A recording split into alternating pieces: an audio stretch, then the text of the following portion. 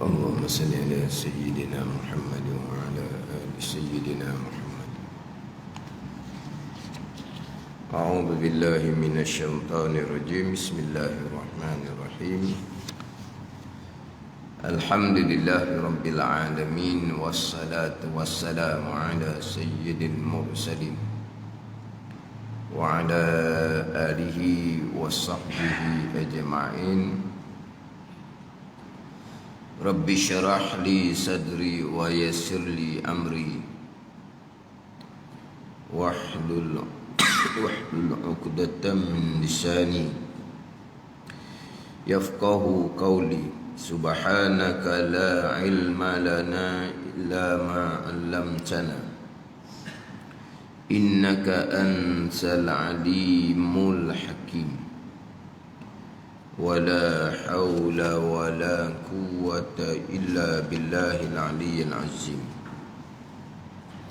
Kitab Hati Faridah, muka surat 38, baris yang ketiga daripada bawah. Muka surat 38, baris yang ketiga daripada bawah. Qala al-muallifu rahimahullahu ta'ala wa nafa'ana bi'ulumihi amin. Dalil harus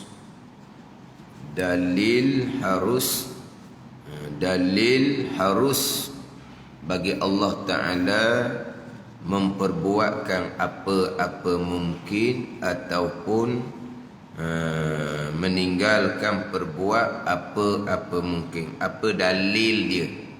Apa dipanggil pengecaman dianya? Yang mana akal memutuskan bahawa Allah buat, Allah tidak buat, akal boleh terima kedua-dua belah. Allah buat satu-satu perkara, Allah kuasa dia buatlah. Allah tidak buat satu-satu perkara, hak dia. Buat ke tak buat ke, hak dia. Mana akal boleh terima. Ini harus pada akal. Terima sebelah buat, terima sebelah tidak buat. Terima kedua-dua belah.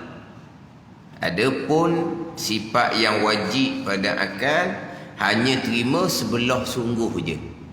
Kalau kata tak terima sama sekali. Sungguh Allah ada, sungguh Allah sedia, sungguh Allah kekal, terima sebelah je. Tak ada Allah, tak terima sama sekali. Baharu Allah, tak terima sama sekali. Binasa Allah, tak terima sama sekali. Itu wajib pada akal. Mustahil pada akal ni terima sebelah dok sahaja. Sebelah sungguh tak terima sama sekali. Lemah Allah, tak. Jahil Allah, tak sama sekali. Terima tak kalau kata lemah Allah tu sungguh? Allah bersifat dengan sifat lemah, tak terima sama sekali. Maknanya terima sebelah dok sahaja. Itu mustahil pada akal. Adapun harus pada akal ni terima kedua-dua belah. Sungguh pun terima, dok pun terima. Sungguh Tuhan buat, terima. Tuhan tak buat terima. Dia panggil harus pada akal.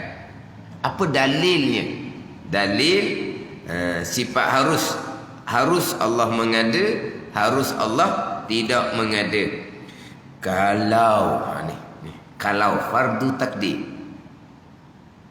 Kalau mana fardu takdir, kalau wajib Allah perbuat sesuatu daripada mumkinat, sesuatu daripada mumkinat, mumkinun banyak disebut mumkinat, satu disebut mumkinun. Apa dia mumkinun, apa dia mumkinat? Mastawa alaihi wujuduhu wa adamuh. Perkara yang bersamaan pada ada dan pada tak ada. Ada, mana sebelah ada pun boleh, Kekal tak ada pun boleh. Itu mumkinun. Mana apa ni? Perkara yang jaiz. Dia panggil perkara harus ada, harus tiada. Makhluk lah. Itu mumkinun. Makhluk. Macam sebut sebelum ni lah. Makna dia lain. Mumkinun makna lain. Makhluk makna lain. Alam makna lain. Tapi barangnya sama je. Mumkinun langit bumi kita. Alam langit bumi kita. Makhluk samalah. Tapi apa mumkinun? Barang yang bersamaan antara ada dan tak ada. Ada pun boleh, tak ada pun boleh. Apa benda makhluknya? Ma khalaqahullah. Barang yang menjadi dia akan barang oleh Allah. Alam apa dia alam? Rabbil alamin. Allah Rabb, Allah Tuhan bagi alam. Apa dia alamnya? Kullu mawjudin siwallah. Tiap-tiap benda yang ada selain daripada Allah. Apa dia? Langit, bumi, manusia, malaikat, jin, syaitan. Jadi maknanya mumkinun sama, makhluk ke sama, alam ke sama. Makna dia memang lain-lain. Tapi apa dia barangnya? Kita lah belaka, makhluk lah. Dia makhluk ni bukan bahasa Melayu. Makhluk ni bahasa Arab. Isim maf'ul. Makhluk ni ma khalaqahullah. Barang yang menjadi dia akan barang oleh Allah. Tu makhluk. Tapi jadi tulisan Rumi. Jadi bahasa Malaysia. Makhluk. Akhirnya makhluk tu apa dia? Makhluk asing. Alien. Bagi makhluk kan makhluk asing. Makhluk. Barang yang Tuhan buat. Mana makhluk Tiap-tiap benda yang ada selain daripada Allah. Mari mana? Allah buat makhluk tu. Ada tak? Selain daripada Allah ada perkara tu.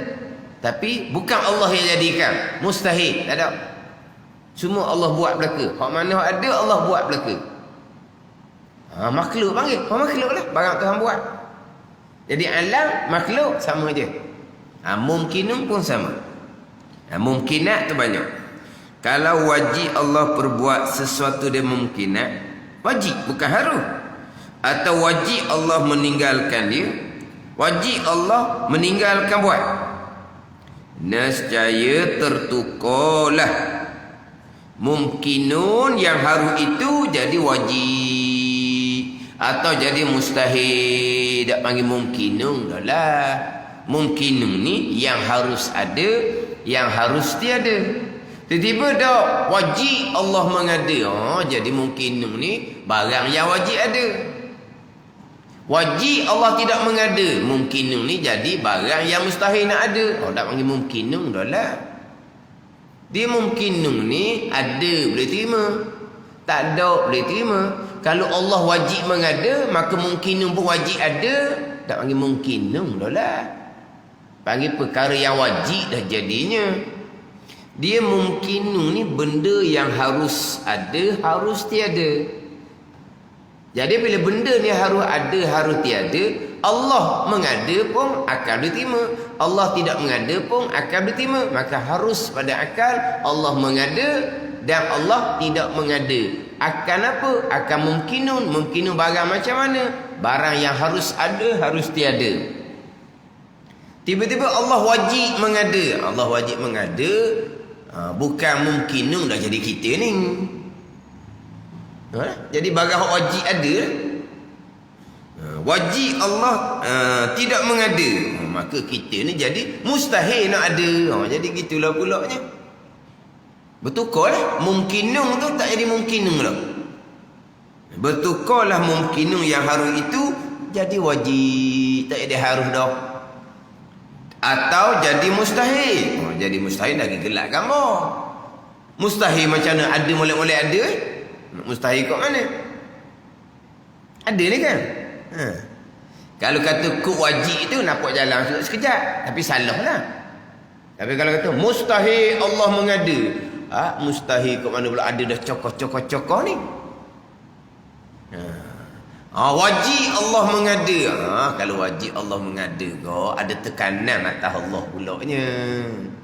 Mana istighna, terkaya Allah, lepas Allah daripada segala-gala. Jadi Allah ni macam kita kan wajib tu, wajib ni, wajib tu, wajib ni kan, kita ada tekanan kan. Kita tidak terkaya, kita tidak lepas, kita tidak bebas. Kita terikat. Ni wajib. Wajib kena buat. Ni wajib kena tinggal. Tu kita. Kalau Allah wajib mengada, jadi ada tekanan atas Allah. Luculah istighna Allah, terkaya Allah, lepas Allah daripada segala-gala, itu mustahil. Kalau wajib Allah mengada apa-apa mungkin. Dan tertukar mungkin yang harus jadi wajib, mungkin yang harus jadi mustahil, lagilah pelik. Itu mustahil, akal tak boleh terima. Jadi mungkinun adalah benda yang harus ada, harus tiada sebelah kita, sebelah Allah harus mengada dan harus tidak mengada. Pada diri mumkinun, ni kalau kita mumkinun ni kita lah. Ni pada diri kita ni mumkinun, harus ada, akal boleh terima. Harus tiada, akal boleh terima. Jadi kalau kita ni adanya harus, Allah mengada pun harus lah. Takkanlah kita ni harus ada, Allah mengada jatuh wajib. Tak kena lagi tu. Kalau Allah mengada jatuhnya wajib, ada kita jadi wajib tak harus lah. Tak panggil mungkinun dah kita ni. Tak panggil kita ni perkara yang harus ada, kena letak perkara yang wajib ada, sebab Allah wajib mengada. Ada. Kita harus ada, harus tiada, Allah harus mengada dan Allah harus tidak mengada. Ini harus pada akal. Dia bicara sifat harus berkaitan dengan sifat Allah, berkaitan dengan sifat Rasul. Hak dua harus ni lah kadang-kadang dia jadi macam tak berapa faham. Sama ada sifat harus bagi Allah ataupun sifat harus bagi Rasul. Mana? Harus bagi Rasul bersifat dengan sifat manusia yang tidak mengurangkan martabat seorang Rasul. Mana harus? Harus pada akal. Kita boleh terima kalau cerita Rasul makan. Ada? Boleh terima lah. Satu kisah tu Rasul lapar, ikat perut dengan batu. Boleh terima. Rasul jaga, boleh terima. Rasul pun tidur. Manusia tidur lah. Rasul sihat, Rasul sakit, Rasul letih. Ni manusia. Ada ni. Letih lah, mengantuk lah. Kisah balik dari peperangan, perjalanan dekat nak cerah dah, tak nak pergi dah. Sebab apa? Lah, sahabat pun letih. Tidurlahnya terlajak subuh tu. Manusia. Mana akal kita boleh terima kedua-dua. Adapun nisbah di diri Rasul, manusia nak harus kat mana lagi? Itulah sifat manusia. Ada ni. Nisbah dengan kita pula, kita berpegang bahawa Rasul manusia bersifat dengan sifat manusia. Kemudian atas Rasul ni makan pula, atas Rasul ni tidur pula ni, itu hukum syarak atas perbuatan Rasul. Kan gerak-geri Rasul tu kan berlandaskan pada hukum syarak. Ada ni. Bukan kata Rasul nak makan boleh, Rasul tak mau makan boleh. Bukan gitu. Kita boleh terima pada akal kalau sebut kata Rasul makan. Kita boleh terima pada akal kalau sebut kata Rasul tak makan lapar. Itu harus pada akal. Rasul nak makan boleh, Rasul tak mau makan boleh. Tak kena orang yang gitu. Sebab sakit pun harus pada akal. Mana apa? Sebut Rasul sakit, akal kita boleh terima. Lepas tu nak kata mana? Rasul sakit, nak sakit pun boleh, Rasul tak mau sakit pun boleh. Boleh ke nak sakit tak mau sakit? Itu atas diri Rasul. Atas diri Rasul ni hak berlakunya hukum syarak. Rasul makan. Kenapa nak ibadah?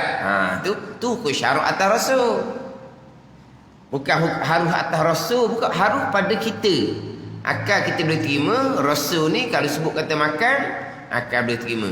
Kalau sebut kata Rasul tak makan, akal boleh terima. Sebelah Rasul makan ke tak makan ke, itu hukum syarak. Ini kadang-kadang bunyi simple, sifat harus bagi Allah, sifat harus bagi Rasul. Akhirnya Rasul nak makan boleh, Rasul tak mau makan boleh, Rasul nak sakit boleh, Rasul tak mau sakit boleh. Gitu. Mana harus pada akal dengan bahawa akal kita boleh terima kalau sebut kata Rasul makan, Rasul sakit, gitu. Di Rasul, perbuatan Rasul di atas batang tubuh Rasul tu sendiri, itu hukum syarak. Atas batang tubuh Rasul ni buat satu-satu perkara, itu hukum syarak. Diri kita ni kalau sebut kata Rasul makan, boleh terima akal. Rasul apa? Ikat perut dengan batu, boleh terima akal. Kita harus pada akal. Hak Rasul buat, atas Rasul hukum syarak. Sebab atas perbuatan Rasul tu wajib sunat, wajib sunat, wajib sunat. Tu hukum syarak atas diri perbuatan Rasul, di Rasul. Ni di akal kita kalau cerita Rasul begiam, bersifat dengan sifat seorang manusia yang tidak mengurangkan martabat Rasul, akal kita boleh terima. Itu harus ada akal sebelah kita. Kemudian kita pun berpegang di akidah bahawa Rasul manusia, bukan Tuhan, bukan malaikat. Itu wajib syarak atas kita pula berpegang. Jadi nak beza hak hukum akal ke. Kita minggu lepas pula bicara panjang dah. Hak harus pada akal. Allah mengada, Allah buat, Allah tidak mengada, Allah tidak buat. Harus ni ki asal. Sebab apa? Sebab Allah kuasa. Bawah retahan Allah belaka, bawah pemilikan Allah belaka, hak dia belaka. Allah mengada, hak dia. Allah tak mengada, hak dia. Tapi kalau kira kepada Allah telah mengqadakkan segala-galanya kepada azal, tilik situ tak ada haru-haru lah. Ni payah juga sini ni.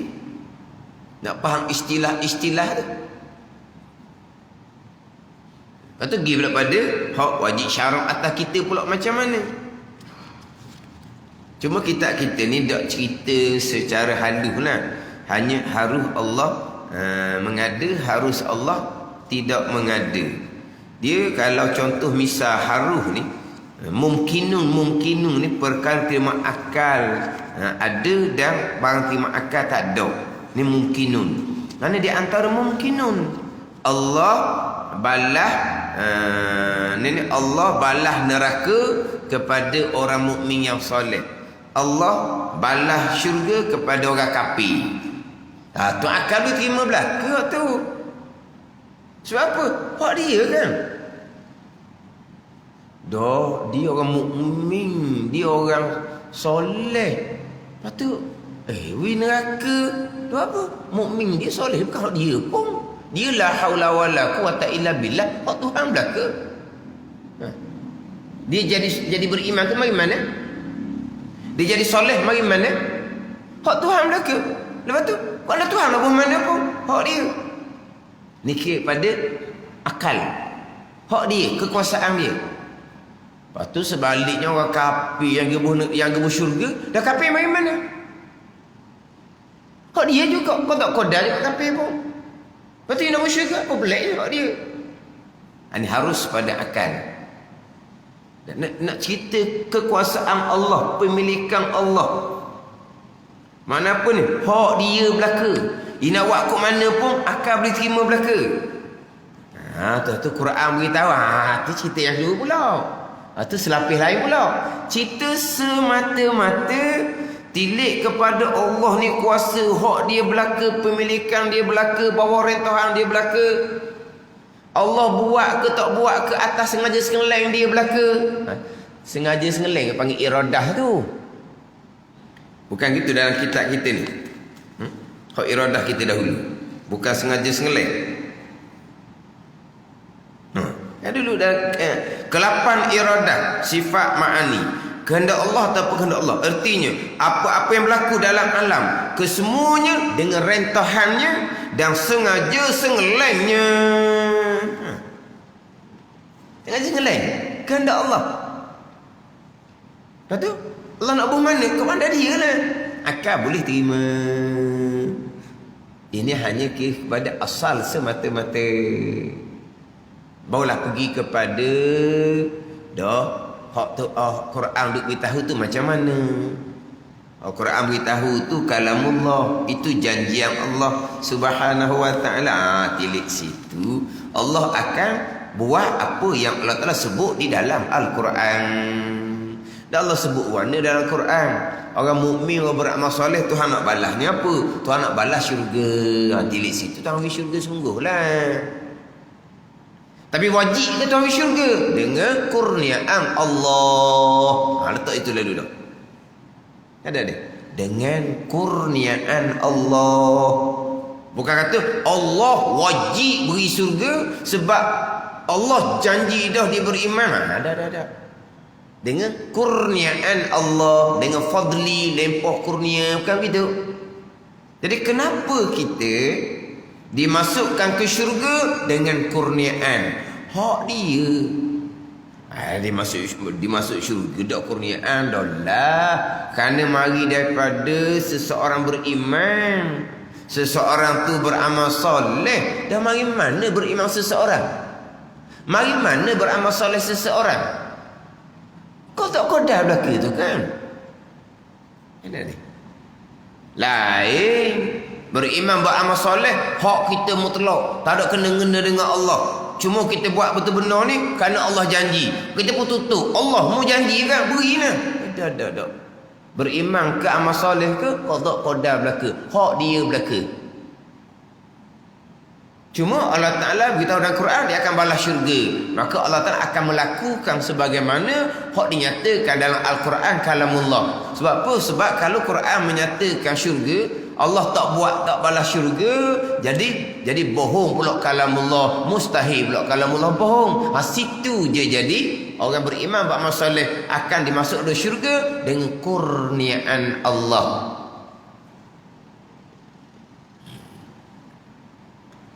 Kemudian Quran beritahunya orang kafir sama sekali tidak akan diampuni oleh Allah. Orang kafir akan dimasukkan ke dalam neraka. Orang kafir masuk neraka, tu orang apa ni? Dengan keadilan Allah pula. Kita ahli sunnah duk sebut begitu. Kita kena faham dah. Kenapa masuk syurga dengan kurniaan. Dimasukkan ke dalam neraka dengan keadilan. Apa sebut keadilan? Sebab hakikinya kufur seseorang qada. Lepas tu Allah pun neraka, tak zalim Allah. Tak naya buat kerja gitu. Kufur Firaun qada. Kufur Abu Jahal qada. Telah diqadakkan pada azal.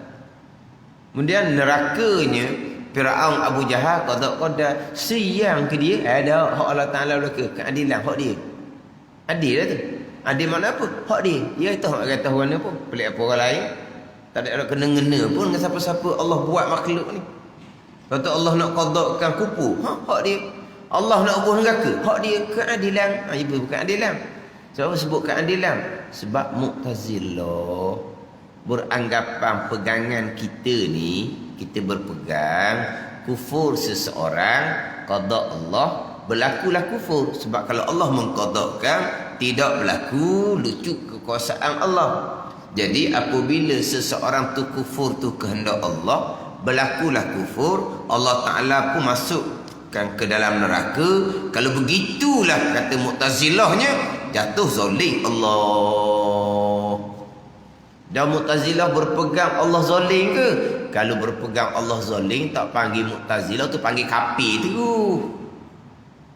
Jadi Allahnya tak zalim. Bila Allah tak zalim, Allah tidak qadakkan perkara jahat kufur contohnya. Itu Mu'tazilah. Dia nak lari daripada Allah kufur, Allah tu zalim. Kita pun gitu juga, Allah tidak zalim. Ahlussunnah wal Jamaah. Dah Allah qadakkan kufur, Allah bu neraka, zalim pun hak dia. Hak dia belakang sengaja lain dia kan. Allah kehendak qadak dia, Allah sendiri. Allah nak qadakkan Firaun, Abu Jahal tu kufur, Allah nak bu neraka, hak dia. Apa nak timbul zoling-zoling? Letak situ dengan keadilan Allah. Ni rukun iman ni, perkara jahat qada ni. Memang saya ulang semua ni. Ulang semua. Jumpa sama-sama hok cendeng pada cendeng. Pegangan tu cendeng. Cendeng apa ke? Buat ibadah lama dah. Ibadah lama dah, tunggu masa nak mati je. Kalau mati kot dia kata masuk syurga dah. Sebab aku tak dah. Sedap ke tu? Ya, kadang-kadang. Kalau mati pejam rapat dah, pejam rapat mata dia kata puas hati dah. Sebab apa? Tak ada dah hak Tuhan perintah dak buat. Tak ada buat belaka dah. Semayang tak pernah tinggal, puasa tak pernah tinggal, zakat bukan zakat, sedekah jariah pun banyak, bukan setakat zakat lah. Haji apa? Umrah berkali-kali dah, bukan kata hak wajib je. Rajin semayang sunat, rajin puasa sunat, rajin berzikir, rajin baca Quran, rajin berselawat. Tak pernah hak nanya ke orang. Tak pernah hak nanya ke orang, harta benda orang tak pernah ambil, tak pernah kosek. Kata-kata ke orang, jaga sok lidah dah cara orang. Ada ni. Anak-anak pun semayang bang nak tinggal belaka. Anak-anak pula tutup aurah belaka. Kalau mati pun jangan rapat mata. Mana cukup jumpa dengan Tuhan. Tiba-tiba akidah tak betul. Semua tu tak pakai gawai belaka.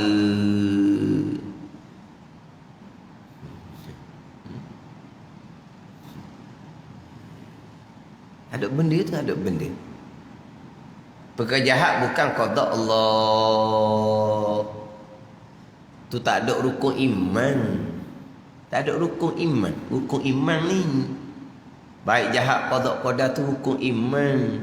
Tak ada tu, tak ada lah. Lagi kat mana lagi? Tak ada ke pandangan orang kata berpegang perkara jahat bukan qada Allah tu tak salah. Tak ada ijma'. Ada ijma'. Sekalian ulama Ahlussunnah wal Jamaah baik jahat qada ijma'. Tak ada khilaf-khilaf dah. Ijma' Ahlussunnah lah. Mu'tazilahnya memanglah perkara jahat bukan qada Allah. Maknanya kamu berpegang akidah Mu'tazilah. Apa akidah Mu'tazilah? Akidah yang terpesong, akidah yang sesat. Nak pejam rapat mata pun ni. Amal ibadah tak nak terima. Itu bahagian kita sendiri. Nak pejam rapat mata pun ni. Hak kata anak semayang belaka, anak tutup aurah belaka. Dan kita ajar dah akidah pada anak-anak kita. Mereka pun macam kita juga. Semayang tak tinggal, puasa tak tinggal, juruh bersapa satung, tak ada perangai buruk-buruk, aurahnya tutup. Tapi akidah macam mana? Sama juga, tak ada akidah. Habislah. Kita pun habis, generasi kita pun habis. Lepas tu lepas kita mati, nak mari pahala kat mana lagi? Tak ada pahala lagi kitanya. Dah lah masih hidup tak ada pahala dah. Tapi rasa di hati kalau mati jangan rapat mata. Itu bagi tipu daya syaitan atas rupa kebajikan. Kau ni terang dalam kitab Minhajul Abidin. Kitab Minhaj cerita bab syaitan. Panjang. Syaitan ni bukan hanya menipu daya anak Adam atas hukum maksiat. Maksiat tu terang-terang katanya. Tu syaitan lah tu. Berjudi ke minum arak ke, tu memang syaitan lah tu. Kejahatan syaitan belaka dah tu. Tu tak dah. Ni syaitan terkadang menipu daya anak Adam atas rupa kebajikan. Rajin semayang, rajin puasa, tapi tak ada nilai. Duduk dalam keadaan akidah yang sesat. Sesatnya betul apa? Rukun iman saja. Rukun iman ada banyak ke? 6 perkara sahaja, tak ada banyak-banyak pun. Dah payah ke rukun iman ke 6? Payah apanya? Sekian perkara baik jahat qada qadar. Apa payahnya? Baik jahat qada qadar. Payahnya apa? Itu belum bicara bab ikhtiar usaha. Ikhtiar usaha tu lagilah banyak yang terpesong. Tapi kalau bab perkara jahat ni pun qada qadar tu terpesong dah gelak gambar lah. Jadi orang ni kadang-kadang dah biasa saya pekoh kan. Pekoh kadang-kadang cerita. Mazhab ni kata tak apa. Ada semua jadi buah hujung tu. Mula-mula cerita mazhab Syafi'i lah. Masa tu cerita tu kok bolak mata lah. Lama-lama mazhab ni gini. Dia kata tak apalah. Lega. Tauhid tak ada. Ahli sunnah. Pandangan lain Mu'tazilah sesat. Sesat akidah. Ada benda ada nilai sikit abuk pun. Itu bab akidah.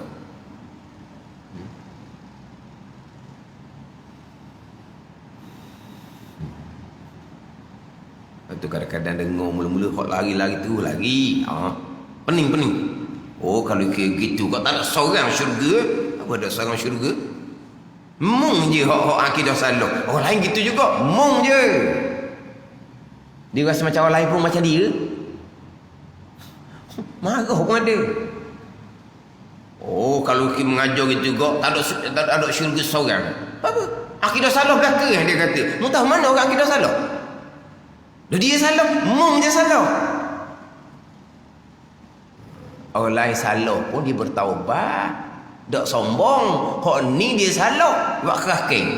Nak kekal dengan jahil, nak kekal dengan salah. Orang lain pun mungkin, tapi mereka senyap je. Beradak dengan Allah Ta'ala lah pula. Beradak dengan Allah Ta'ala lah. Itu orang hak tak sombong. Orang sombong ke, sebab dia rasa di syurga dah. Masjid 5 waktu dah masjid. Dia rasa di syurga dah. Habis syurga boleh clear je ni. Oh kalau mengaji ke gitu kok ada orang masuk syurga. Padahlah 1000 seorang masuk syurga. Boleh apanya? Rumah Nabi kita ni ramai ni. Beliau-beliau ni.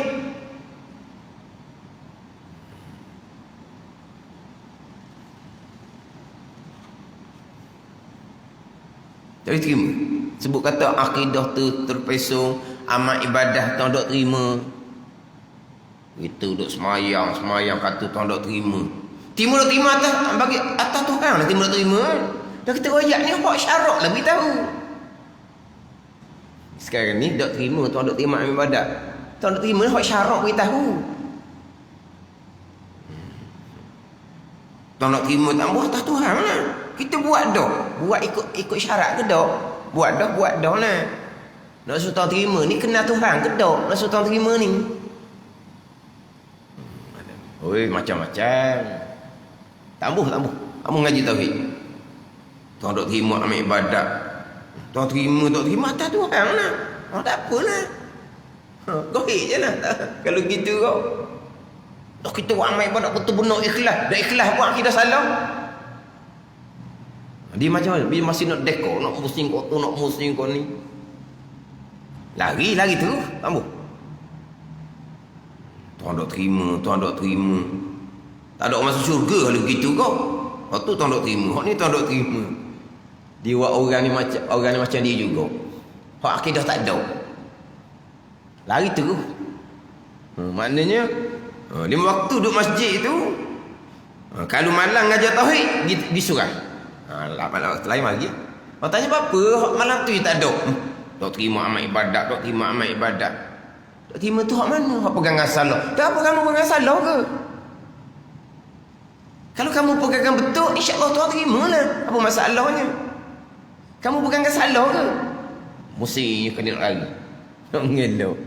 Apa? Atas bahagian masing-masing. Itulah. Atas bahagian masing-masing. Tapi 5 waktu berjemaah. Tapi jangan ngajar hak fardu ain lah, tambah. Dan kata kau.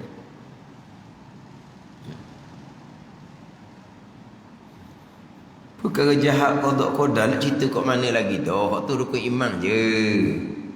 Hak tu rukun iman.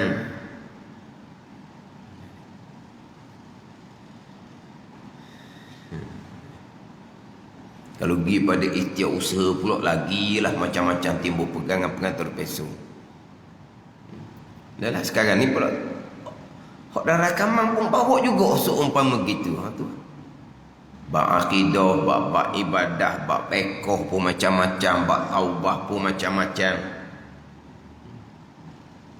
Jadi akhir zaman tak tahu dah kitanya hak sebenarnya macam manalah. Hak lari daripada majlis ilmu lagilah. Hak dengar, hak ambil rakaman pula jadi macam-macam pula. Ada cerita gini, ada cerita gini. Atau bab pekoh lah pula. Bab furuk agama, bab pekoh ke, bab taubah, bab tasawuf ke. Tadi cerita bab pegangan. Tak ada, bab pegangan tak ada. Ijma' ahli sunnah wal jamaah. Perkara jahat, qada dan qadar. Ijma' ahli sunnah wal jamaah. Keesaan pada perbuatan, kesemuanya perbuatan Allah Subhanahu wa taala. Itu ijma' tu tak ada tu. Itu sejalan je. Mana kalau kata berpegang akidah yang salah gitu, Tuhan tidak akan terima, bukan kata setengah pandangan kapi pegangan tu. Berpegang perkara jahat bukan qada Allah, kapi tu. Memang tak ada terima lah kapi. Lagi kat mana lagi? Itu tadilah. Berasa Tuhan terima. Tipu daya syaitan atau rupa kebajikan. Kalau orang yang Tuhan susung dia belajar kemudian dia itu macam Imam tadi kata tu. Lama kening dia buat amal ibadah, dia rasa macam Tuhan terima. Lepas belajar-belajar kena kecek, kena tipu. Kecek siapa? Di syaitan. Rupa apa? Rupa amal ibadah ah. Ni kalau ngaji dia tahu. Pak Imam Ghazali kata tu memang betul. Syaitan terkadang menipu daya anak Adam atas rupa kebajikan. Atas rupa kejahatan, waktu senang je tu. Orang yang buat kejahatan dia pun tahu dia ikut syaitan. Kau kan ni? Orang buat kerja jahat, dia berjudi menaruk. Berjudi menaruk aku ikut malaikat ni. Dia tahu dah ikut syaitan ni. Kau kan ni? Dia tahu dah dia ikut syaitan. Ni. Hak ni rupa semayang puasa.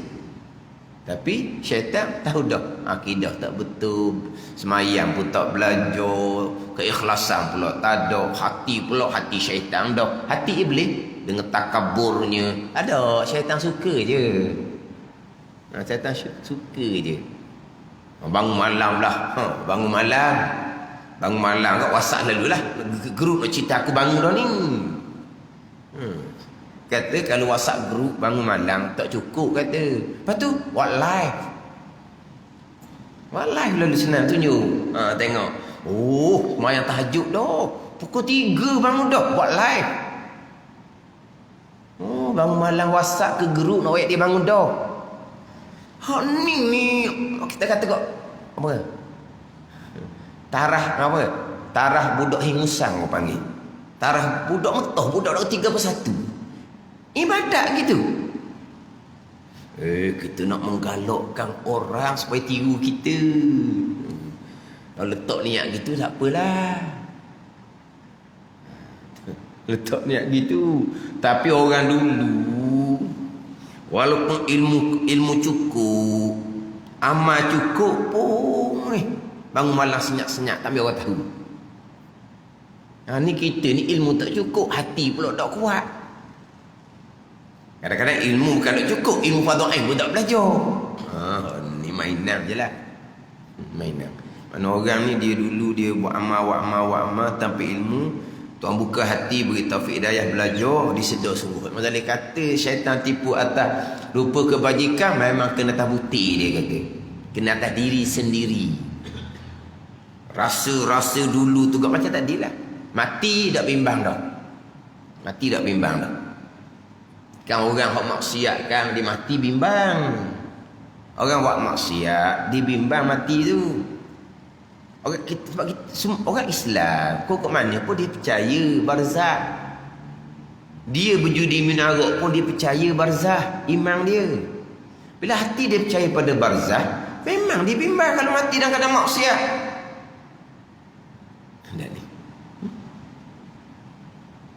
Sebab dia orang Islam, dia memang percaya. Kan tak percaya. Mana? Kalau mati, Allah lah. Dah.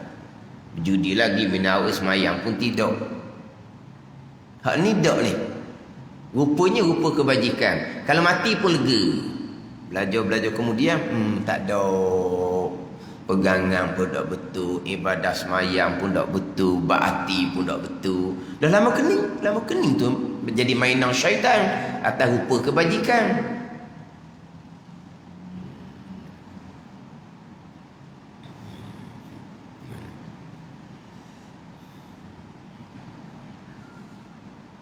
Bab pegangan tak ada. Bab pekoh ni gitulah. Bab pekoh ni kadang-kadang walaupun kira adab orang mengajar ni, pekoh dia kena cerita pandangan muktamad. Adab orang mengajar dia kena cerita pandangan muktamad. Tapi kadang-kadang pandangan muktamad ni kalau beritahu jadi fitnah kadang-kadang. Jadi satu hal pula nak diperjelaskan kemudian akan timbul macam-macam. Tambahan pula terkadang orang mengajar pun bicara pasal lain. Ni contoh-contoh ni. Saya ada sebut Masjid Abidin malah kami baru ni timbul persoalan lalu lah. Qada tak habis lagi semai tarawih hukumnya haram. Lalu bunyi lalu. Haram kok mana? Kita semai sunat tarawih haram kok mana? Tu ustaz ngajar tu boleh buat tarawih tu selang sendiri dengan qada. Nak haram kok mana? Nak menghalang orang buat ibadat belaka tu pula. Saya sunat ni kan boleh tapung sebagai fardu kan. Ambil mana tu? Orang mengajar juga. Haram tu pandangan muktamad. Memang saya jarang sebut. Saya sebut kat makruh je. Macam mana orang yang qada belum selesai semai sunat tarawih. Makruh. Tu pandangan dhaif makruh tu. Kalau buka dalam kitab-kitab, kitab Jawi, kitab Arab, terang-terang haram melakukan semai sunat. Haram. Tapi tu orang ngajar kata boleh. Orang mengajar ni baca kitab terang-terang kata haram, dia kata boleh. Ni. Dia baca kitab Sabila. Baca kitab Sabila. Kenal kitab Sabila Muhtadin? Dan kitab Sabila tu terang dalam tu. Tiada harus. Ni wajib menggunakan sepenuh masa untuk mengqadakkan sembahyang yang ditinggalkan dengan tiada uzur syar'i. Mana hak dosa besar. Wajib menggunakan sepenuh masa. Maka tiada harus sembahyang sunat sama, sembahyang jenazah sama. Tiada harus. Bawah tu sama pula. Maka haram melakukan ibadah-ibadah tersebut. Mula-mula Syekh Asy'ab Banjari, tuan kitab Sabilanya, tiada harus. Termasuk sembahyang sunat, termasuk sembahyang jenazah. Walaupun sembahyang jenazah sembahyang fardu sekalipun, tiada harus. Diperjelas sekalipun, maka haram kitab tu. Ni tukang mengajar tiada harus. Di bawah tu maka haram. Habis tapi kita nak sunat pun boleh juga. Dihurakut dia pula. Kata bengong beseng gitu. Tu baca kitab betul. Tu baca kitab betul dah. Kita ada depan. Habis dia baca kitab, tiada harus melakukan amal sunat, maka haram melakukan amal sunat. Habis kitab boleh juga nak sembahyang sunat pun. Ibadah kan dia kata. Kitab tu dia baca kitab tu kata haram. Boleh pula dah haram ni. Jadi nanya kat orang ni. Memang pandangan muktamad haram. Tapi saya kena dah sekali cerita dulu. Ustaz haram tak haram pun mokcik nak main tarawih juga.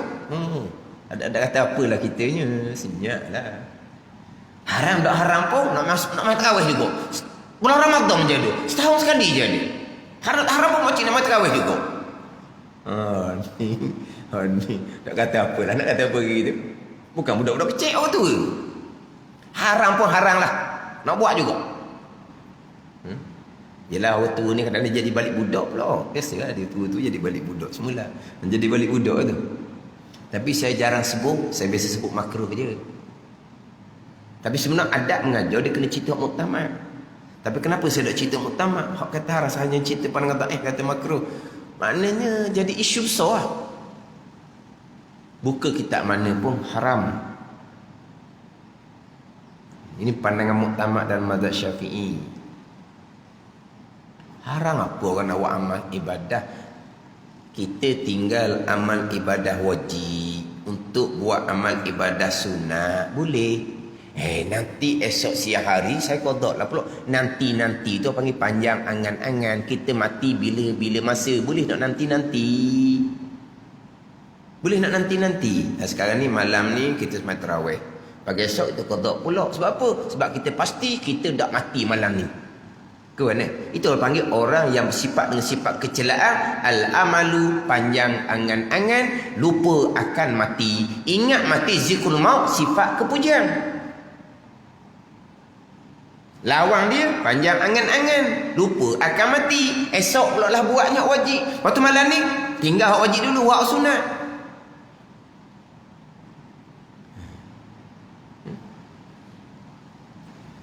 Dia wajib dengan sunat. Lepas tu kata, hak ni kalau buat pasal ni, kalau nak kata jahil, memang jahil sangat lah. Wajib dengan sunat, nak bertanding. Boleh bertanding tak wajib dengan sunat? Kita hak bertanding ni, hak wajib sama wajib. Hak sunat sama sunat. Mana yang kita nak utama dulu? Ada ni? Wajib dengan wajib. Contoh. Contoh dalam kitab lah. Contoh dalam kitab. Nak kejar wukuf di Arafah, rukun haji, tapi terlewat sangat-sangat dulu. Kalau berhenti semai isyak, menyebabkan habis waktu wukuf di Arafah. Rukun haji tu tahun depan kena mari pula qada balik haji tu. Sebab rukun haji tak sempat nak buat. Sebab apa? Tak sempat. Sebab nak berhenti semai isyak. Semai isyak atas kenderaan tak boleh. Dia kena semai tanah. Lepas tu macam mana tu? Wukuf di Arafah wajib rukun haji. Semai isyak wajib tiang agama. Nak ke mana tu? Jerembung. Apa ke? Bertembung.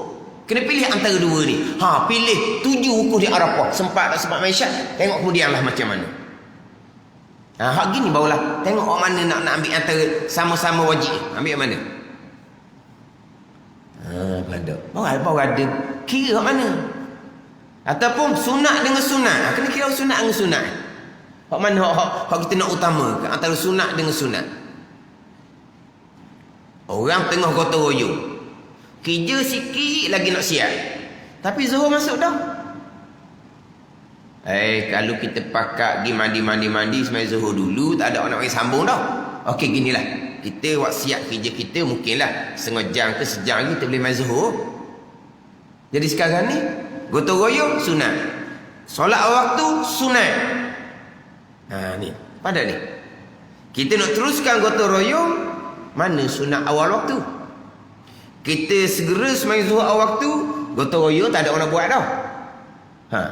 Ni sama-sama sunat, sama-sama kebajikan. Ada ni gotong royong pun kebajikan sunat, semai waktu pun kebajikan sunat. Antara dua sunat ni nak fokus, nak ambil mana?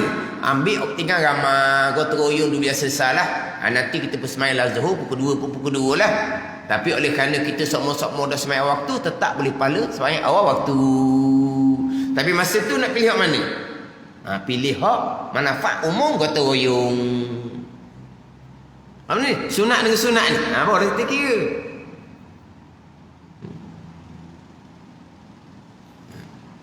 Wajib dengan sunat. Orang tak buat banding tu. Qada dengan tarawih orang tak cerita tu. Tercari sangat tu. Dok tanding qada dengan tarawih. Tak apa apa. Allah tak masuk buk orang panggil benda gitu nak tu. Wajib dengan wajib ni bawa kira ni. Mana contoh ni contoh.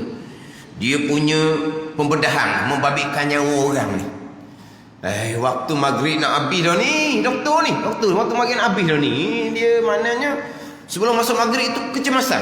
Kok ke mana pun pembedahan segera. Orang kemalangan contohnya. Maghrib nak habis dah ni. Dari tinggal pembedahan ni. Sebab nyawa orang ni maghrib macam mana nak habis dah tu. Kalau mazhab Hambali tak apalah, boleh jamak takhir kerana sibuk dengan kerja. Tu mazhab Syafi'i tak boleh jamak. Jamak musafir boleh. Ni bukan musafir. Sibuk berutuk ni. Tak ada jamak mazhab Syafi'i kan itu. Mazhab Hambali boleh lah. Tapi biasa doktor pakai mazhab Hambali ada jamak. Tak ada, kita sakit mazhab dia, kita mazhab Syafi'i. Nak kira ni. Jaga nyawa orang wajib. Solat maghrib waktu wajib. Antara dua ni. Boleh tak nak maghrib tinggal nyawa orang. Dah. Kena fokus nyawa orang dulu. Lepas tu maghrib tu qada waktu isyak. Tak salah lah kita ni. Tapi nak cari apa tu? Situ orang panggil jerembung wajib dengan wajib. Kena ambil orang mana? Sama jugalah kalau bicara bab dua perkara ni sama-sama mudarat. Tapi dua-dua ni memang tak boleh nak elok. Kena ambil salah satu. Ambillah akhafud dararain dia panggil. Hak mudarat orang ingat sikit. Tapi tak mudarat pakai dua-dua ni. Tapi boleh tak nak elok daripada dua kemudaratan? Tak boleh. Maka pilihlah mudarat yang ringan. Ada gitu. Hak kita nak kena kira wajib dengan wajib, sunat dengan sunat. Mana lebih utama? Wajib dengan sunat dok cerita. Tadi saya cerita antara gotong royong sunat. Semai zuhur waktu sunat. Tengok mana utama. Pilih gotong royong lah. Sebab itu amalan yang dipanggil amalan yang mutaaddi. Amalan yang beri manfaat umum. Al-mutaaddi khairun minal qasid. Itu kaedah dia. Ibadah yang manfaat umum lebih daripada ibadah yang manfaat kita sendiri. Solat awal waktu. Ada ni. Gi kepada gotong royong sesat. Tapi kalau ada erti, dia pun tinggal gotong royong.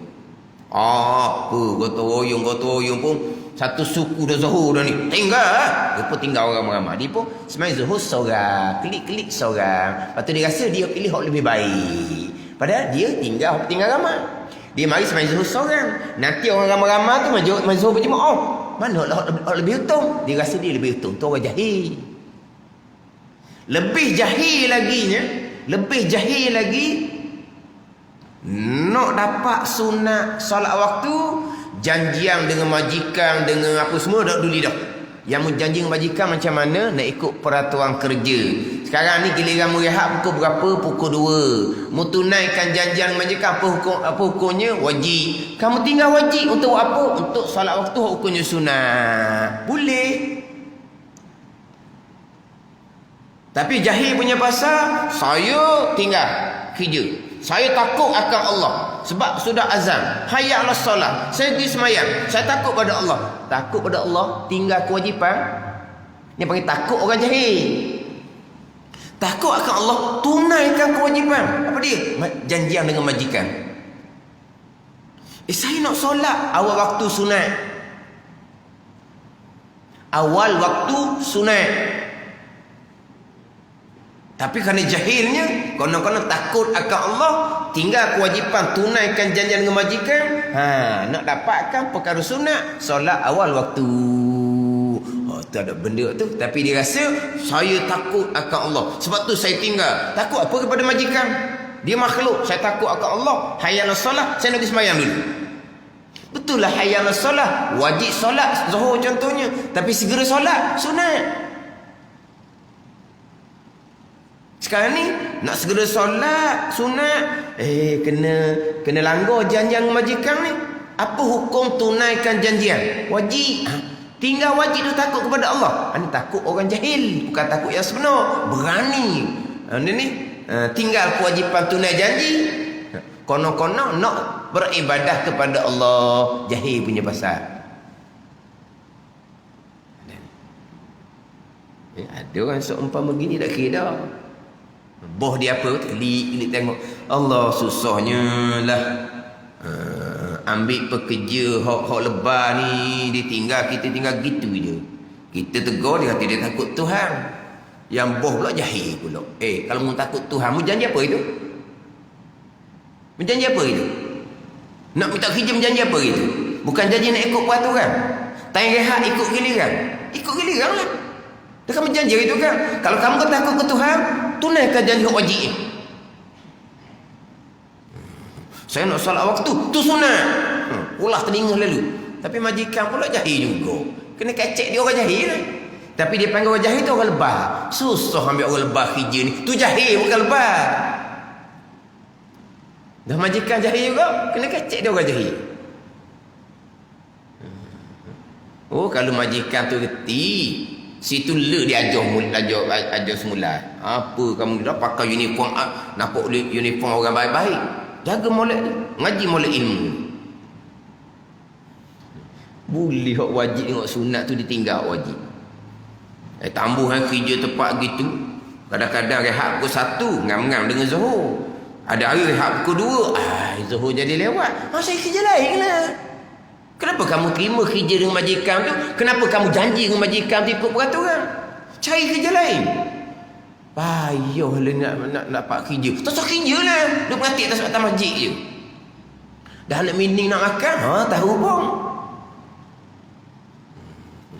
Sungguh kadang-kadang buat jenis-jenis.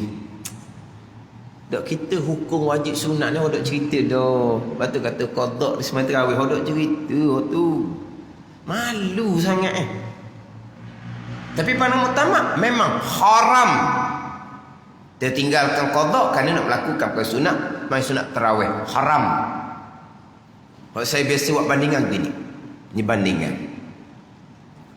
Mak kita panggil kita. Mak kita kata segera kena mari. Mak kita nak semayang duha ni mak. Marilah dulu sekejap. Allah mak ni sabar kita main duha. Kita pun semayang duha. Apa hukum kita buat gitu? Nak tanya apa hukum? Kita semayang duha ni bukan nak baca surat khabar, bukan nak main telefon. Duha sunat. Segera kepada ibu wajib. Boleh tak kita tinggal hak wajib segera kerana buat perkara sunat? Apa hukum kita tinggal kewajipan segera kepada ibu kerana untuk melakukan ibadah sunat? Apa hukum? Hukum haram lah tinggal kewajipan. Main sunat tu haram. Bukan main sunat tu haram. Haram tinggal kewajipan. Faham tak sini? Bukan haram semai sunat. Kalau semai sunat ketika ibu panggil haram, saya tak mau main sunat. Lepas tu kan apa? Saya nak main telefon. Tu salah faham. Bukan haram semai sunat. Haram kerana meninggalkan kewajipan segera kepada ibu. Kalau haram main sunat, kita jangan main sunat. Mau panggil kita main telefon. Tadi kata nak main sunat, dah tu agak apa? Dah main sunat mak tidak haram main sunat. Dah mau agak apa lah? Main telefon mak, main telefon tak apa tu pening orang panggil. Bukan haram semai sunat tu, haram kerana meninggalkan kewajipan segera kepada ibu walaupun kerana nak main sunat. Maka dia panggil haram lah. Bukan haram betul semai sunat, haram kerana meninggalkan kewajipan segera kepada ibu. Faham tak situ? Samalah juga qada wajib segera. Masuk waktu wajib sembahyang, segera sunat. Masuk waktu wajib sembahyang, wajib muasak dia bukan, wajib diluaskan. Segera sunat. Habis je waktu kita sudah berdosa, wajib qada segera. Lainlah tu hukum. Dalam waktu, masuk waktu kita cukup syarat wajib, maka kita wajib sembahyang fardu zuhur contohnya. Tapi segera fadilah sunat. Habis je waktu kita sudah derhaka, zuhur tadi wajib qada dengan segera. Ada ni. Jadi nak cerita ni satu-satu waktu ni kena faham molek. Jadi gitu sebab apa ni? Orang panggil tak ada ilmu. Dia ingat ketinggal satu sembahyang ni kecil dia ingat. Boleh lagi nak tanding dengan tarawih. Tarawih ni fadilah dia bawah daripada sembahyang rawatib. Faham tak? Rawatib termasuk rawatib ghairu muakkad. Mana rawatib ghairu muakkad? Qabliyah isyak. Qabliyah isyak ghairu muakkad kan? Ba'diyah isyak barulah muakkad kan? Dengan qabliyah isyak pun afdal qabliyah isyak nak banding dengan tarawih. Bukan kita buat rendah tarawih, bukan, tapi nak cerita. Sembahyang rawatib harian ni lebih afdal tarawih lagi. Sebab ada orang nak simpang tenaga kerana nak sembahyang tarawih, qabliyah isyak dia berehat, dia tak buat. Ba'da isyak dia beri hak kita buat. Sebab apa? Nak simpan tenaga, nak main tarawih 20 rakaat. Tak cerdik. Sebab qabla isyak walaupun ghairu muakkad lebih afdal dari tarawih lagi. Tapi tarawih ni afdal bukan tak afdal, tapi nak banding dengan rawatib hak sepanjang masa ni. Rawatib ni sepanjang masa. Hak ni lebih afdal daripada tarawih lagi. Kalau dengan witir, witir saya cerita lah tu, hak tu lebih afdal daripada qabliyah subuh lagi witir. Tarawih buat, witir tak buat. Tu lagi lah. Tarawih buat, witir tak buat. Witir tu lebih afdal daripada qabliyah subuh lagi. Dia rawatib qabliyah isyak pada isyak dengan rawatib subuh, qabliyah subuh tu ranking lain. Dia level lain. Tapi dengan sunat witir atas daripada qabliyah subuh lagi. Tinggal witir, tarawih buat.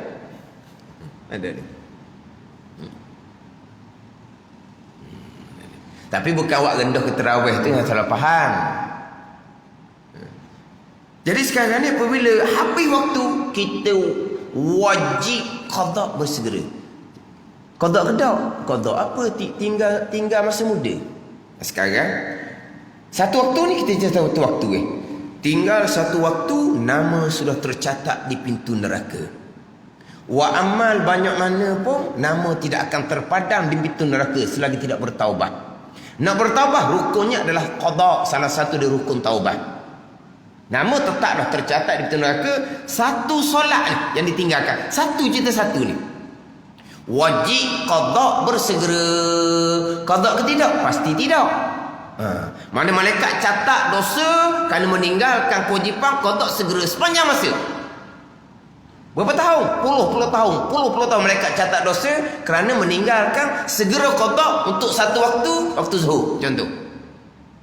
Hak dosa tinggal fardu zuhur ni tetap dah dosa yang besar. Nama tercatat di pintu neraka. Wajib taubah dengan segera, dengan bahawa wajib qada zuhur tu dengan segera. Pasti tidak.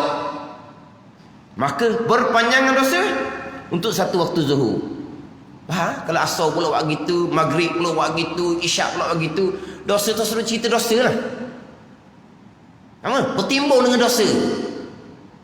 Tiba-tiba dak mikir dosa, aku nak semai tarawih. Allah kata dak reti sangat. Dak reti sangat. Dia ingat ketinggal semayang satu waktu ni, ingat benda kecil dia ingat. Mazhab Hambali ditinggal satu waktu tu kapih lalu dah, bukan dosa saja. Satu waktu yang ditinggalkan tu untuk zuhur tu saja, nama tu dah tercatat di pintu neraka. Untuk satu waktu tu saja tak terbilang lama mana kena bakar dalam neraka jikalau tidak diampuni. Nak cerita bukan hak ni dah, bukan hak dosa tinggal zuhur dah ni. Habis zuhur wajib qada dengan bersegera. Dalam zuhur tadi sunat sembahyang zuhur dengan segera. Habis waktu wajib qada dengan segera. Buat ke tak? Pasti tak. Tinggal wajib apa hukum? Berdosa. Malaikat catat dosa. Puluh tahun untuk satu waktu. Ada ni. Untuk satu waktu ni. Kalau ribu-ribu waktu, Allah tu gelak gambar lah. Wajib taubat. Kena qada segera waktu qada. Nanti dulu. Hak qada ni nak tinggal nak semai tarawih. Dia ingat ke dosa tinggal semayang, dia dosa kecil pun dia ingat. Boleh dengan nak tinggal hak kewajipan segera qada untuk semai sunat tarawih.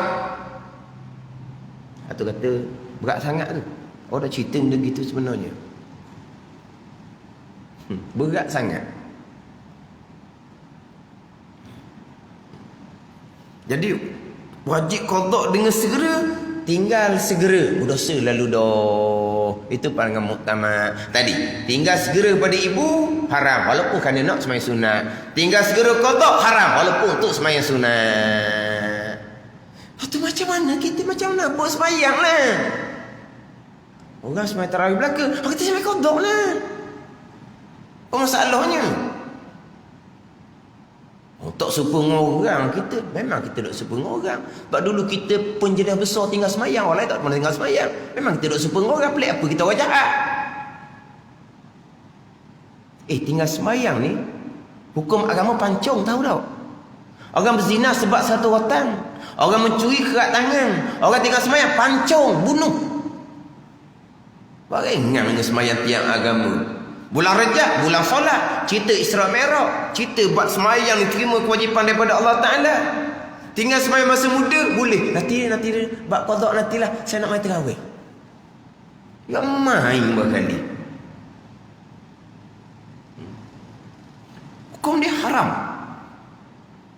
Itu pandangan muktamad dalam mazhab haram.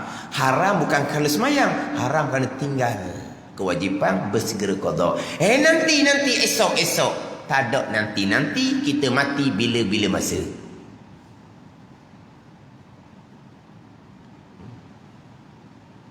Kan? Boleh tampung. Kalau tampung ibadah sunat menampung ibadah fardu, kita ingat baik. Ibadah sunat dalam kitab dipanggil menempati. Menempati ni mana apa? Menampunglah, menempati. Amal sunat menempati amal fardu. Boleh tapung. Boleh tapung lah bagi menempati. Contohnya sembahyang sunat boleh menempati, boleh tapung sembahyang fardu. Mana ni? Fil akhirah la fid dunya, ada kitab Fathul Mu'in. Fil akhirah la fid dunya. Di dunia tak boleh. Qada banyak lagi ni, tak boleh nak tapung sembahyang sunat, kena sesat kewajipan. Saya sunat tapung, tak ada tapung mata dunia ni. Akhirah. Kita kodok, kiraan kitanya baik. Berhenti jadi kodok. Kita pun perbanyakkan sembahyang sunat sebanyak-banyaknya. Apa nak main sunat pun? Ada. Sampai di hari akhirah, buka catatan amalan, hak kita qada tu ada yang tak cukup. Ni. Tak cukup ni lah. Menempati, ambil sunat banyak-banyak tu, pergi menempati tapung hak qada yang tak cukup. Di catatan lah, di kiraan kita masa kita qada tu beres dah. Di catatan tak cukup, barulah menempati. Pada menempati tu kata menempati fil akhirah la fid dunya, bukan atas dunia. Menempati macam mana? Satu rakaat fardu yang kita tinggalkan, yang kita qada tak cukup, boleh ditempati dengan 70 rakaat sunat. Ada. Satu rakaat qada yang kita qadanya tak cukup, kita tak berasa dah ni, kita tak berasa dah sebab kita taubah betul-betul dah, dan kita qada ikut kiraan kitanya cukup dah. Tapi terkurang, kita tak berasa dah. Kita tak berasa dah sekarang ni. Tetapi hak terkurang tu boleh ditempati, boleh ditampung dengan sembahyang sunat. Tampung ni banyak mana ni? Satu rakaat qada ditempati dengan 70 rakaat sunat. Kalau subuh kau kena 140 rakaat sunat. Kalau zuhur kau kena 280 rakaat sunat. Allah, sezuhur 4 rakaat kena 280 rakaat sunat. Lepas tu banyak sembahyang sunat Mana lagi dah? Kita dahulu kita banyak tinggal semayang, tapi kita taubah dah, qada beres dah ni ikut jangkaan kita. Tapi takut jadi sampai di masyar tidak ada sembahyang sunat yang boleh menempati. Ada ni. Maka perbanyak sebanyak-banyak sembahyang sunat. Betul? Sembahyang sunat ni boleh menempati sembahyang fardu, qada kita, hak kita terkurang di akhirat. Di dunia tak ada. Cuba ni. Boleh tak kita tinggal subuh tadi? Tinggal subuh. Biar tak buka qada.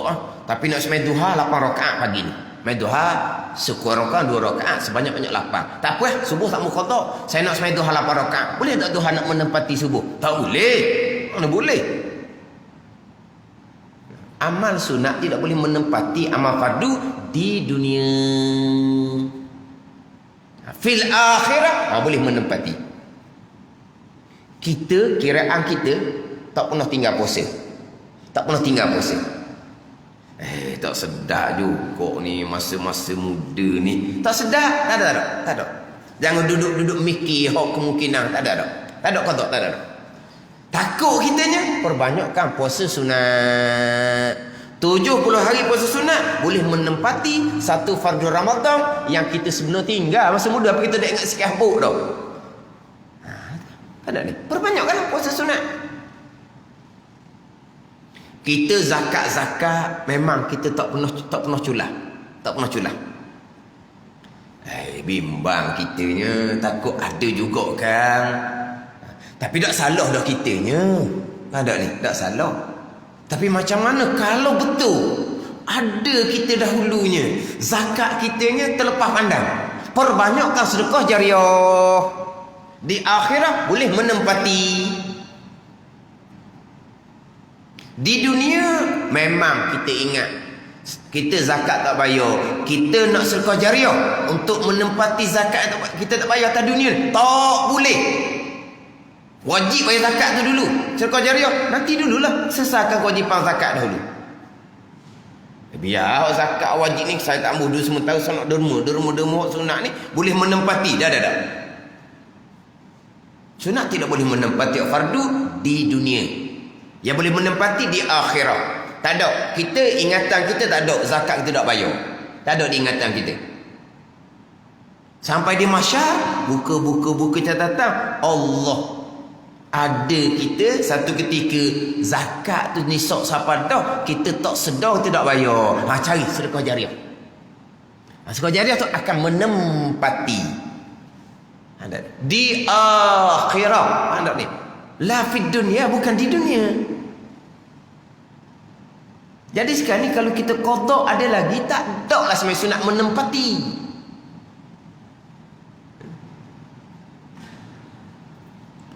Ni contohlah, contoh. Sujud sahwi apa hukum? Sunat. Sujud sahwi boleh tak nak ganti hak rukun semayang? Tak boleh. Sujud sahwi hanya ganti hak sunat-sunat aba'at kita tinggal je. Kita tinggal satu rukun pakai sujud sahwi ganti. Tak boleh nak sunat nak ganti rukun, nak ganti macam mana? Kan sujud sahwi kan dia tampung tinggal sunat aba'at, bukan tampung tinggal rukun. Kan peranan sujud sahwi menampung, bukan gitu. Menampung apa? Menampung sunat aba'at yang kita tinggalkan. Saya tertinggal rukun tadi. Contohlah. Barulah teringat Allah tadi satu rakaat Fatihah tak baca. Pada ni. Kita sujud sahwi nak menampung Fatihah. Siapa ajar gitu? Mana boleh tampung? Lepas tu satu rakaat tu tidak dikira, kerana tambah lagi satu. Ni kita berjalan. Baru mari teringat. Memang tadi satu rakaat Fatihah tinggal. Nak sujud sahwi? Tak boleh sujud sahwi. Sebab itu rukun. Tak boleh tampung. Lepas tu kira macam mana? Kiranya oleh kerana satu rakaat tidak ada Fatihah, kiranya satu rakaat tu tidak dibilang sebab rukun 13 tak cukup. Maknanya kena tambah satu rakaat lagi. Gitu. Tapi kalau kita kata hak rukun Fatihah tu kita tampung dengan sujud sahwi, mana boleh? Itu contohlah. Maknanya nak fokus kepada sunat ni, selesai kewajipan kita. Qada biar selesai. Tarawih nak tarawih pun kita sembahyang belakang tu imam, kita sembahyang qada. Dan kita tinggal 5-5. Bukan tinggal subuh saja. Maknanya kalau kita qada subuh di belakang tu imam, sama rakaat. Kita qada zuhur pula, imam bagi salam, kita tambah rakaat. Jadi kita ni tak sama orang. Memang tak samalah kita orang jahat. Masa muda tinggal sembahyang muda-muda. Lepas tu duduk tepi-tepi sudahlah orang tengok serabut yang tengok ni. Duduk belakang tu imam bagi salam tambah rakaat. Tiang bagi salam tambah rakaat. Orang tengok pun serabut. Duduk tepi-tepi. Duduk tempat-tempat gelap sikit nah. Biar tak nampak muka siapa ni. Orang sembahyang tarawih di sembahyang qada ni siapa ni? Masa muda ni jahat ni tinggal sembahyang ni. Duduk tepi-tepi tempat-tempat gelap sikit ni. Kita orang Terengganu je pelik. Saya dulu masa Kelantan dahulu, biasa je tengok orang tu imam bagi salam dia tambah rakaat. Bagi sana dia tambah rakaat. Tahu kan? Secara dia bertaubat dengan Allah Subhanahu wa taala. Kita hanya boleh pahala sembahyang sunat. Dia boleh pahala sembahyang fardu. Mana banyak pahala? Banyak pahala dia kita. Sebab apa? Sebab satu rakaat sembahyang fardu tadi sama dengan 70 rakaat tarawih. Faham tak ni? Satu rakaat sembahyang qada fardu tu sama 70 rakaat tarawih kita. Bayangkan kalau kita tarawih 8 rakaat. Buat 8 lah. 8 kali 30 malam. Berapa? 8, 16, 240 rakaat tarawih dah. 240 rakaat tarawih. Dia qada zuhur per rakaat sama dengan tarawih 280 rakaat. Mana ni? Ni cerita nak cerita pahala, ni cerita pahala pula. Tadi cerita hukum. Haram. Tinggal qada kan nak tarawih. Cerita pahala pula. Qada zuhur per rakaat sama dengan sembahyang tarawih 280 rakaat. Orang sembahyang tarawih 8 rakaat semalaman 30 malam hanya boleh 240 rakaat tarawih saja. Kalau sembahyang 70 rakaat barulah boleh 600 rakaat.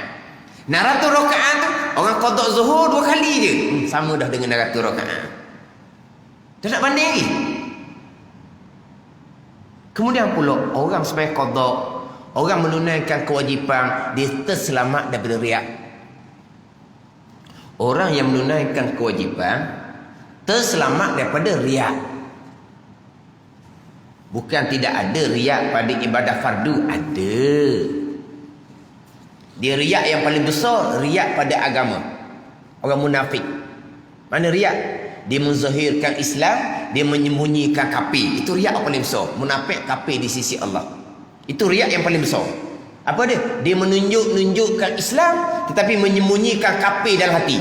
Ni dia panggil riak yang paling besar. Riak nombor 2-nya, riak pada amal fardu. Ni besar jugalah. Kita nak menunjuk dengan amal fardu. Biasanya tak ada. Tu ada. Hak mudah riak amal sunat. Tu hak mudah riak. Amal fardu, dia selamat daripada riak. Sekarang ni kita qada. Nak riak macam mana? Campur dengan malu. Siapa tanya ustaz, saya nak qada subuh belakang imam tarawih. Boleh tak saya tak mau baca kunut? Dia kata. Kenapa tak mau baca kunut? Nanti orang tahu saya qada subuh. Orang mai tarawih belakang. Lepas tu masa dulu tinggal subuh saja ke? Tinggal 5-5. Lepas tu nak qada subuh saja, dah qada zuhur, qada asar, qada maghrib, isyak. Takkan saya nak qada belakang mai tarawih tak Rakaat jadi tak sama ni. Orang nak riak macam mana? Malu ada. Ni cerita ni nak kita hak wajib memang selamat dari riak. Walaupun ada juga riak pada amal wajib. Ni cerita amalan dia. Dia tetap bangun tiap-tiap malam. Tapi dia qada sembahyang. Dia tak wajib buat gitu, tapi dia amal gitu. Tiap-tiap malam dia bangun sama ada qada untuk 5 waktu 17 rakaat. Kalau dia rajin dia qada untuk 2 hari lah. 34 rakaat. Dia qada subuh, zuhur, asar, maghrib, isyak. Kalau itulah kalau dia rasa malas dah dia pergi tidur lah. Kadang-kadang dia qada untuk 2 hari. Subuh, zuhur, asar, maghrib, isyak. Ambil subuh, zuhur, asar, isyak dia pun pergi tidur. Kadang-kadang dia qada 17 rakaat, dia kata kadang-kadang 34 rakaat. Maknanya dulu dia rajin buat amal sunat. Dulu dia cerita ni masa tu tak belajar lagi. Dia rajin buat amal sunat. Ustaz kalau bangun malam masa dulu tengok lagu sebelah. Ayah haji cakap sedap sangat. Tak bangun lagi masa ni. Baik aku bangun dah. Masa tu. Masa ngajahir amal sunat. Bila bangun tiap-tiap malam untuk qada sembahyang, sikit pun tak ada nak riak kau. Nak rasa riak, nak rasa ujub, rasa salah sangat-sangat dengan Allah Subhanahu wa taala, nama tercatat di pintu neraka. Kalau Allah tak bagi jalan taubah ni, taufik hidayah ni, kalau mati gelak gambar lah kalau tuan tak ampun. Tak ada langsung dia kata. Riak ke, ujub ke, tak ada. Hak adanya syukur kepada Allah. Ada ceritanya, amal wajib dia lebih mudah selamat daripada riak, ujub, takabur. Nak sombong kan kita bangun malam? Kadang kita bangun malam pada kita hutang banyak. Orang lain tu tak bangun, dia tak ada hutang. Boleh apa je. Dia nak cerita, tak ada. Riak, ujub, takabur tak ada. Yang adanya keinsafan, kesyukuran. Kerana Allah beri ruang masa. Beri umur panjang. Kan? Oh, panjang kita ni nak ada Ramadan ni. Ni biasa cerita bab qada dengan tarawih ni bukan cerita orang untuk orang belajar. Cerita orang hak hanya mari sejid bulan Ramadan. Ini masalah. Kalau orang belajar dia faham. Faham bab dosa pahala. Tak terfikir dia kepada amal sunat tarawih dan kadang Allah hutang banyak nak semayang. Nak banyak letih orang tua, lutut pun sakit, kepala pula pening buat sekadar mampu. Bulan Ramadan lagilah nak buat. Sebab apa? Sebab pahala ganda 70. Kalau semai sunat ganda 70 jadi macam semai fardu. Dan kalau semai fardu tak ganda. Semai sunat bulan Ramadan ganda pahala 70 jadi sama dengan semai fardu di bulan yang lain. Kalau semai fardu di bulan lain tak ganda. Jadi maknanya bulan Ramadan semai sunat dan semai fardu seri. Sama pahala ke mana? Semai fardu ganda 70. Lagilah dia nak kuat qada. Sebab apa? Qada bulan lain satu fardu. Qada bulan Ramadan boleh pahala 70 fardu sekali qada. Pahala ni pahala, jangan salah faham pahala. Bukan qada sekali boleh lepas 70 fardu, jangan. Ngelak pula gitu. Faham ni? Pahala. Qada satu fardu seperti qada pahala-pahala 70 fardu. Bukan qada satu fardu beres 70 fardu. Kalau tu qada Mekah Dah qada Mekah satu fardu 100,000 fardu. Kau tak Mekah dah kalau gitu kau. Kalau kau tak Mekah 100,000 tu pahala. Hak beri hutang satu fardu juga. Tapi kau tak Mekah seperti 100,000 pahala. Kalau kata kau tak Mekah satu fardu beri hutang 100,000 fardu. Oh sedap lagi Mekah sudahlah. Tak payah kau tak di Malaysia lah. Pahala. Mana qada bulan Ramadan seperti qada 70 kali di bulan yang lain. Apa benda lagi nak cerita bab tarawih? Tambahan pula paling muktamad haram hukum dia. Ni kita cerita pahala pula Tu kata orang Allah kata susah lah kadang-kadang. Tapi hak ni tiap tahun dia panggil isu tahunan. Ramadan saja qada tarawih. Hak mana ustaz nak dua nak mana? Sebab ada ustaz ngajar dia kata selang-seli dia kata. Selang-seli apa? Itu masalah orang ngajar dia selang-seli. Tak apa dia kata. Semai sunat boleh tampung semai fardu. Tampung akhirat bukan atas dunia. Selang-seli berarti kita meninggalkan kewajipan di saat yang sama yang sepatutnya kita boleh sembahyang qada. Tapi kenapa kita potong qada nak buat semai sunat? Boleh ke gitu? Tak ada fiqh aulawiyah orang panggil. Kau tak maknanya hak mana? Memanglah saya jangan sebut haram tu. Sebut makruh, sebut haram gelepor lah orangnya. Ada ustaz tu mengajar tarawih dia kata haram.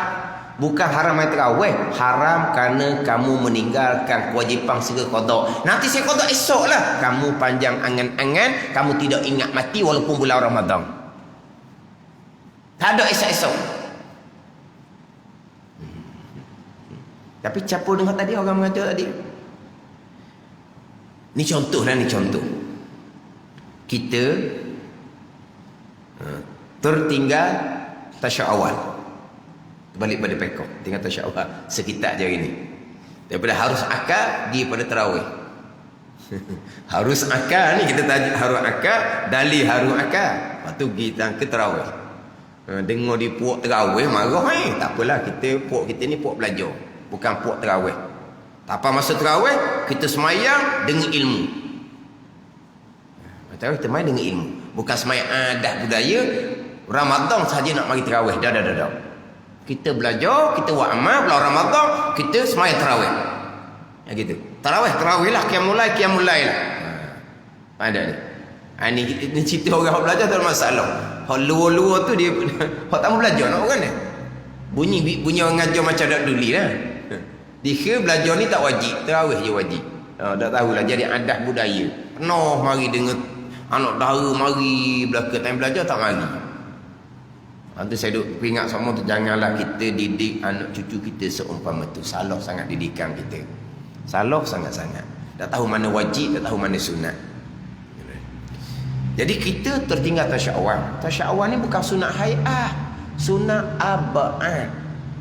Tak ada sunat aba'ah macam tak ada tangan, macam tak ada kaki. Kalau banding orang lah.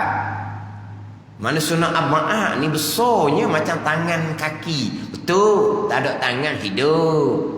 Tak ada sunat aba'ah, betul, semayang sah. Tapi orang tak ada tangan bukan? Tak seperti yang tak seperti yang gitulah. Tak sempurna lah. Tak sempurna. Sebab sunat aba'ah ni besar. Umpama tangan kaki. Kita tertinggal sunat aba'ah. Tegak dah kat tiga. Allah. Ingat kau kat kedua, kat tiga dah ni. Tasyahud awal mana? Tinggal sunat aba'ah.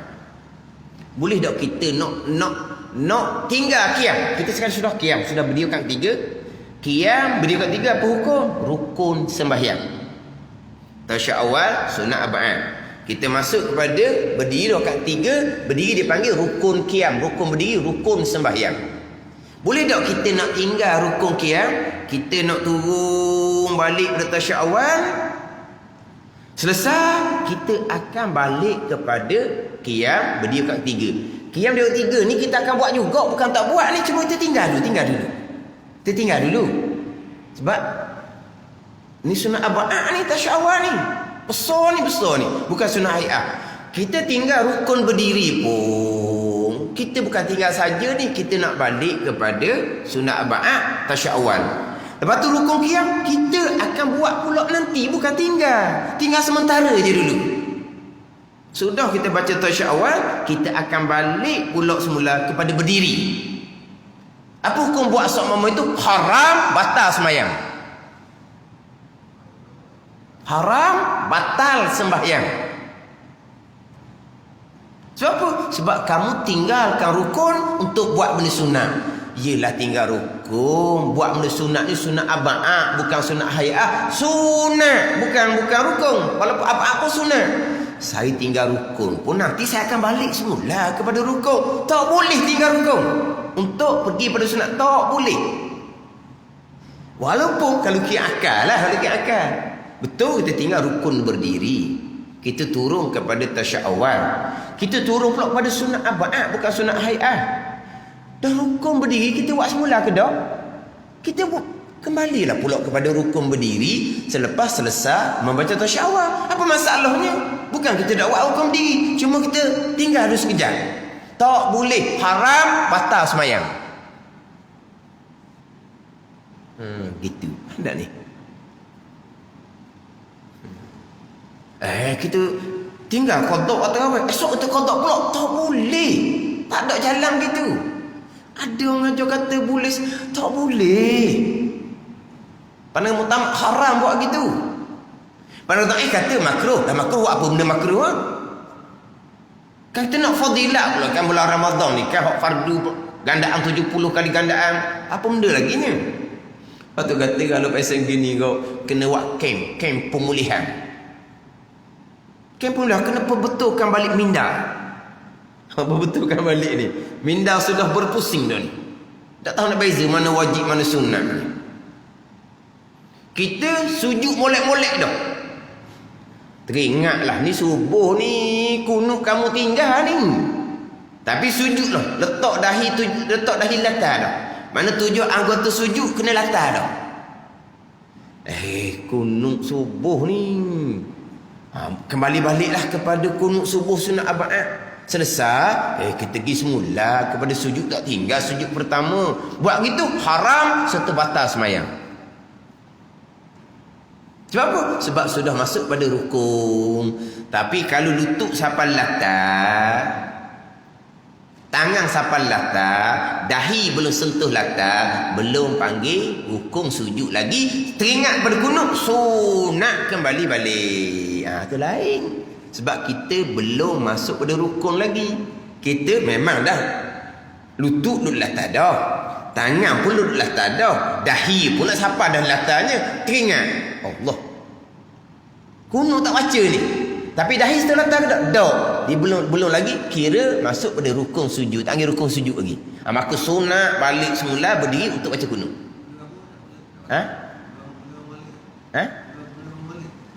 Tak ni hak kunuk ni. Hak kunuk sekarang ni dia nak turun pada sujud yang pertama dah. Tapi dahi belum sentuh lantai. Maknanya belum masuk daripada rukun sujud yang pertama. Dia teringat sunat kembali balik kepada berdiri untuk baca kunut. Sunat, bukan kata boleh saja, sunat. Kembali balik. Tapi bila dahi sentuh je lantai, walaupun belum tamat ninah lagi sekalipun, tak boleh dah. Sebab apa? Sudah masuk pada rukun sujud. Sayangnya ke kunut. Berdiri semula baca kunut, haram, batal sembahyang. Itu contoh bandingan.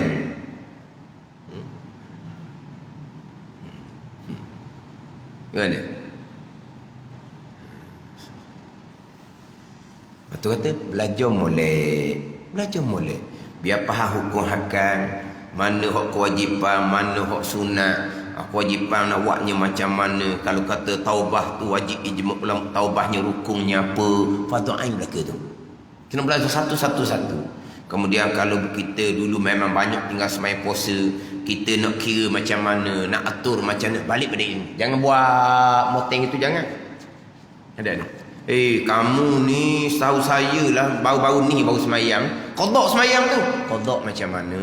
Dia belajar akidah pun dok lagi. Belajar semayang pun tak lagi. Biar belajar dulu.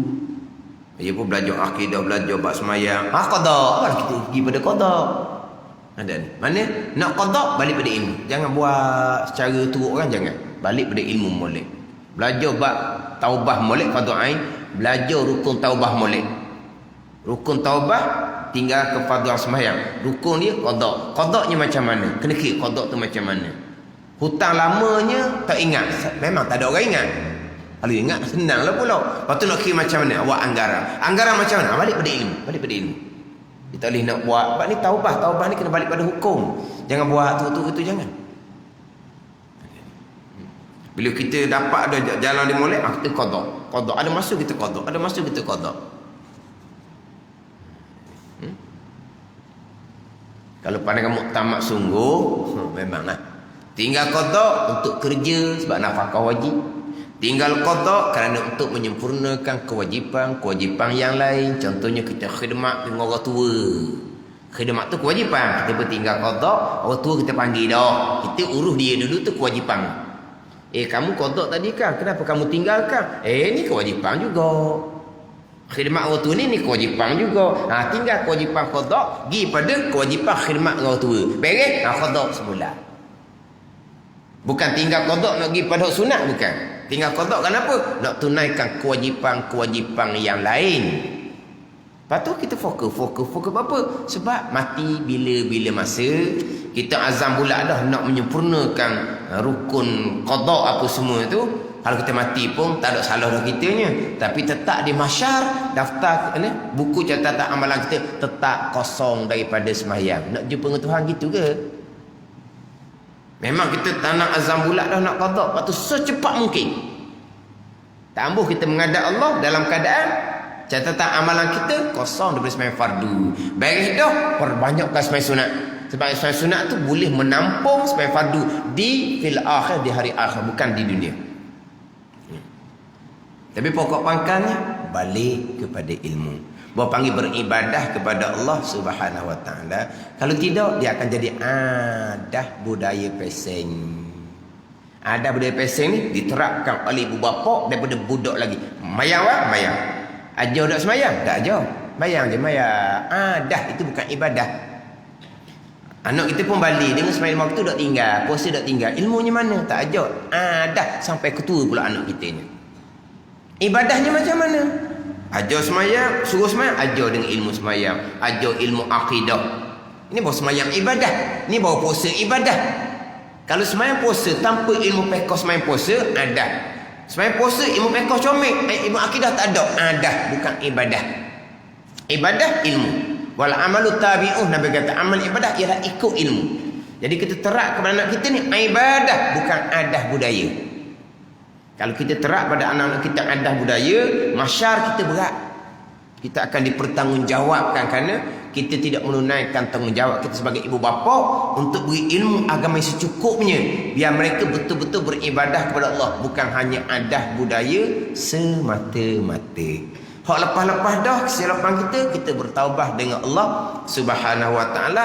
Kita cukupkan ilmu amal kita dan kena perbanyakkan syukur kepada Allah kerana Allah beri peluang daripada kitanya belajar wa amal.